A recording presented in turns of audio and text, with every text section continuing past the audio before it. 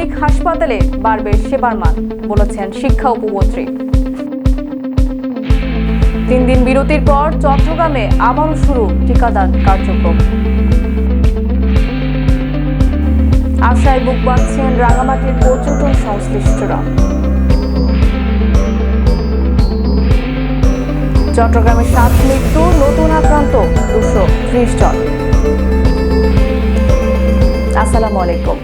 চট্টগ্রাম প্রতিদিনের সর্বশেষ সংবাদে আমন্ত্রণ জানাচ্ছি আমি শারমিন আক্তার সোনিয়া। শুনছিলেন সংবাদ শিরোনাম, এবারে বিস্তারিত। চট্টগ্রাম মেডিকেল কলেজ হাসপাতালকে দালাল ও সিন্ডিকেট মুক্ত করা গেলে হাসপাতালের সেবার মান আরও বাড়বে বলে মন্তব্য করেছেন শিক্ষা উপমন্ত্রী ব্যারিস্টার মহিবুল হাসান চৌধুরী নওফেল। সোমবার সকালে হাসপাতালের সম্মেলন কক্ষে জাতীয় শোক দিবস উপলক্ষে হাসপাতালে চিকিৎসা সামগ্রী বিতরণ অনুষ্ঠানে প্রধান অতিথির বক্তব্যে তিনি এই কথা বলেন। শিক্ষা উপমন্ত্রী বলেন, দীর্ঘদিন ধরে হাসপাতালে নানান সিন্ডিকেটের কারণে সেবার মান ব্যাহত হচ্ছিল। সবাইকে ঐক্যবদ্ধ হয়ে এসব সিন্ডিকেটকে প্রতিহত করতে হবে। 3 দিন বন্ধ থাকার পর চট্টগ্রামে আবারও শুরু হয়েছে করোনা টিকাদান কার্যক্রম। সোমবার সকাল থেকে নগরের টিকাদান কেন্দ্রগুলোতে শুরু হয় এই কার্যক্রম। সিভিল সার্জন কার্যালয় সূত্রে জানা যায়, সিনোফার্মের টিকার প্রথম ডোজ এবং মডার্না টিকার দ্বিতীয় ডোজ দেওয়া হচ্ছে, তবে SMS ছাড়া কাউকে এই টিকা দেওয়া হবে না। এছাড়া মডার্না টিকাদানের ক্ষেত্রে বিদেশগামী যাত্রীদের অগ্রাধিকার দেওয়া হবে, তবে তা প্রয়োজনীয় কাগজপত্র দেখানোর সাপেক্ষে। টিকাদানের বিষয়ে চট্টগ্রাম জেনারেল হাসপাতালের আবাসিক medical officer doctor Ahmed Tanjimul Islam বলেন, টিকা আসার পর আমরা পুনরায় টিকাদান কার্যক্রম শুরু করেছি, তবে প্রথম ডোজ দেওয়া হচ্ছে শুধুমাত্র সিনোফার্মের, অন্য টিকাগুলো দ্বিতীয় ডোজের কার্যক্রম চলছে। পর্যটন কেন্দ্র খুলে দেওয়ার ঘোষণায় ক্ষতি কাটিয়ে ওঠার আশায় বুক বাঁধছেন রাঙামাটির পর্যটন সংশ্লিষ্টরা।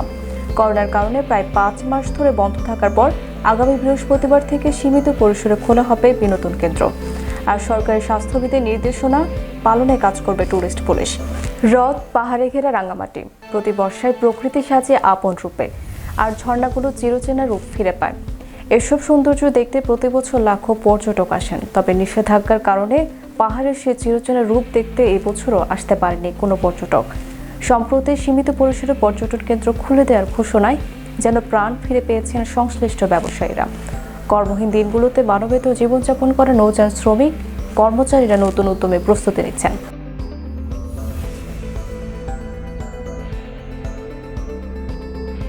গত 24 ঘন্টায় চট্টগ্রামে 1783টি নমুনা পরীক্ষা করে 230 জনের করোনা ভাইরাস শনাক্ত হয়েছে।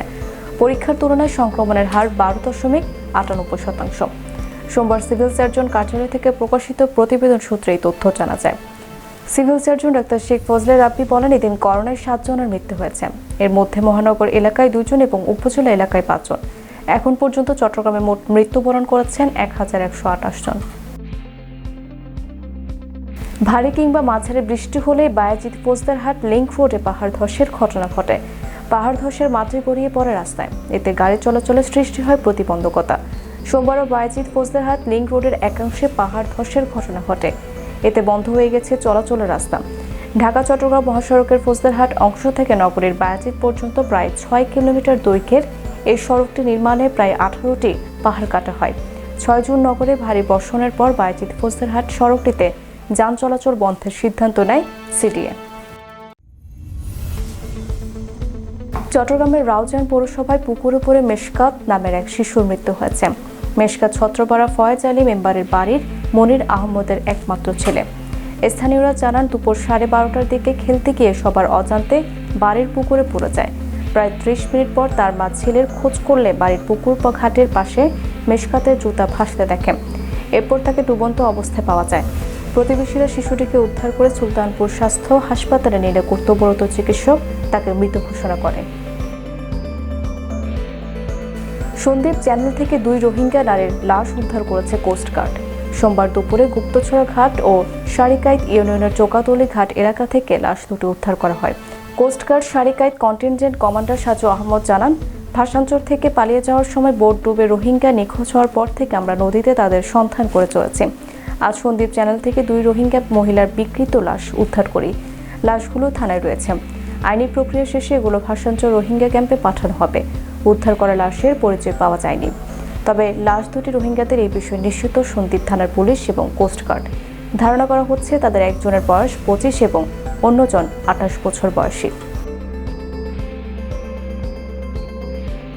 চট্টগ্রামের রাঙ্গুনিয়ার সড়ক থেকে এনাম হোসেন ওরফে কালোচোরা নামের এক ব্যক্তির লাশ উদ্ধার করেছে পুলিশ। সোমবার সকাল 11টায় হাজিরীখিল সড়কভাটা ইউনিয়নের 1 নম্বর ওয়ার্ড মিরেরখিল এলাকা থেকে লাশ উদ্ধার করা হয়। স্থানীয় ইউপি সদস্য আলমগীর সিকদার বলেন, সকালে লোকজন বের হলে লাশটি দেখতে পায়। লাশের মুখ থেতলানো ও মাথার পেছনে জখম দেখা গেছে। স্থানীয়রা তাকে কালোচোরা নামে চেনে।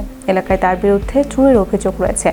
চট্টগ্রাম জেলা পুলিশের সহকারী পুলিশ সুপার আনোয়ার হোসেন স্বামী বলেন, কিভাবে মারা গেল এখন কিছু বলা যাচ্ছে না। লাশ ময়নাতদন্তের জন্য মর্গে পাঠানো হয়েছে। প্রতিবেদন আসলে বলা যাবে। 2018 সালের 18 অক্টোবর সবাইকে কাঁদিয়ে চলে গিয়েছিলেন গিটারের জাদুকর আইয়ুব বাচ্চু। ক্যালেন্ডারের পাতায় যদি সেই দিনটি না থাকতো 18 অক্টোবর 2018, তাহলে আজ তিনি পূর্ণ করতেন 60। ব্যান্ড সঙ্গীতে আলো ছড়ানো মানুষটার জন্মদিন আজ। মৃত্যুর পর এটা তার 3য় জন্মদিন। তিনি না থাকলেও তার রেখে যাওয়া হাজারো ভক্ত অনুরাগীরা তাকে স্মরণ করছেন জন্মদিনের শুভেচ্ছায়। এখন তিনি শ্রোতাদের অন্তরে ফেলে যাওয়া রূপালী গিটারের কাব্যময়তার প্রতীক হয়ে আছেন। 1962 সালের 16 আগস্ট চট্টগ্রাম শহরে জন্মেছিলেন তিনি।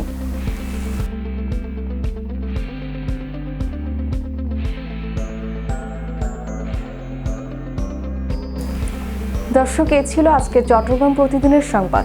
আগামীকাল চট্টগ্রামের সর্বশেষ সংবাদ দেখার আমন্ত্রণ রইল। সবার আগে সর্বশেষ সংবাদ পেতে এখনই আমাদের ফেসবুক পেজে লাইক ও ফলো করুন এবং আমাদের ইউটিউব চ্যানেলটি সাবস্ক্রাইব করে আমাদের সাথেই থাকুন। ধন্যবাদ সবাইকে।